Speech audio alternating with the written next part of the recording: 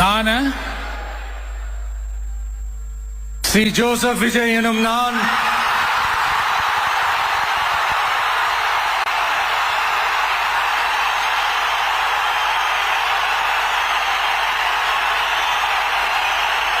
சட்டப்படி அமைக்கப்பெற்ற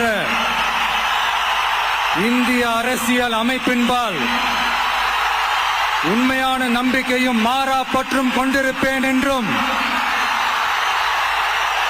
இந்திய நாட்டின் ஒப்பில்லாத முழு முதல் ஆட்சியையும் ஒருமையையும் நிலை நிறுத்துவேன் என்றும் தமிழ்நாட்டு அரசின் முதலமைச்சராக உண்மையாகவும் உளச்சான்றின்படியும் என் கடமைகளை நிறைவேற்றுவேன் என்றும்